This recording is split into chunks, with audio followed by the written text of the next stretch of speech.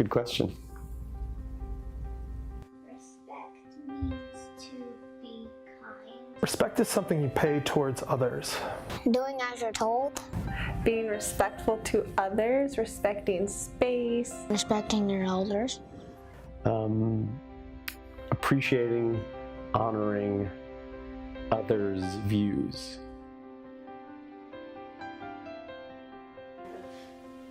Knowing how people maybe think of you.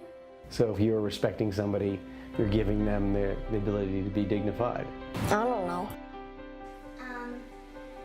Be humble and be nice to other people. Dignity is something that you look for in yourself. It's really hard because it's close to respect. I heard of it before and then I forgot. Understanding of who you are and how you should be treated.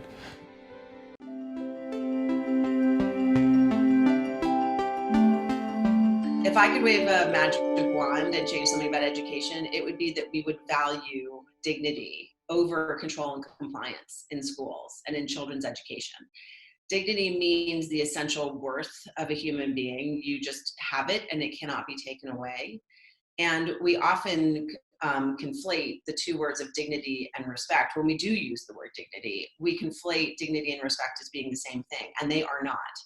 And so dignity is the essential worth of someone, and respect is admiring their actions, admiring someone based on how they have acted. And usually that is about them treating people with dignity. We all want a world where everyone is treated with respect, but sometimes it seems in pretty short supply. And the notion of giving respect is often a flashpoint between young people and adults.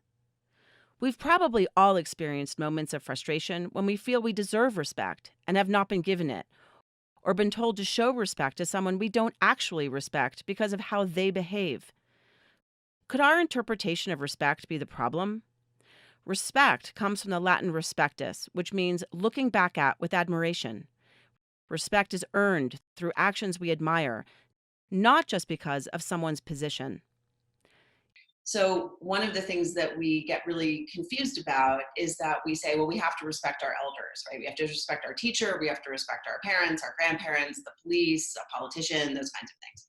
But that is based on this assumption that we don't talk about, which is that we admire what they have done to get to that position. But what happens when we have people in those positions who abuse the power and abuse their position of authority and the position of respect that they have to not treat people with dignity?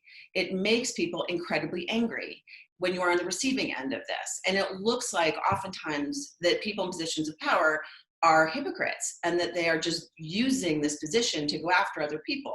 Young people are often forced to show respect to people they feel haven't earned it, specifically because they treat people badly, while adults feel it should be given no matter what. How do we bridge this gap? The answer is dignity, from the Latin dignitas, meaning to be worthy. While respect is earned, dignity is a given. It is an absolute. We all have the same worth, whatever our age, social status, or accomplishments. When we remember this, there's no conflict in treating someone with their rightful human dignity, even when you don't agree with their actions. But especially for young people, there's really not space to be able to talk about that, because we have this thing of you have to respect your elders, which means you can't confront them when they are doing things that you fundamentally think are taking away your dignity or the dignity of other people. And so this is actually one of the biggest problems for young people in education or taking adults in general seriously, because they consistently see adults who are using their position of respect and authority to go after other people or to put themselves above the rules that they are also forcing young people to obey. So this is something that we don't like to acknowledge. It's something that we feel like, oh my gosh, this is going against my cultural values of respecting people in positions of respect. But really what we're doing is that we are looking like we respect people when they are abusing power. And we're just angry. And what happens for young people is they disengage from school when it happens to them, or they disengage from whatever it is that they're doing when they have an adult who's doing this. So all to say, if I could change something about education, it would be to have dignity be a bedrock of education. and that everyone, the teachers, the parents, the students, the staff, everyone, the administrators, has to be treated with dignity. That's the thing that I would do. If I could wave a magic wand, it would be that. And I guess a specific way of saying that too also is that we have a tendency to be hard on people and soft on ideas. We have a tendency just overall in our culture right now, people can't make a mistake, people gang up on them on social media. I want to switch that from this basis of dignity to be soft on people, that we're all trying our best, especially right now. My goodness, what a great example of that. If we're all trying our best, and be hard on ideas. So rigorous on and analyzing and critically thinking through ideas, but be soft on people, because we've got to be able to figure out how to get through these really fundamental challenges together. Young people are living in a storm of disrespect.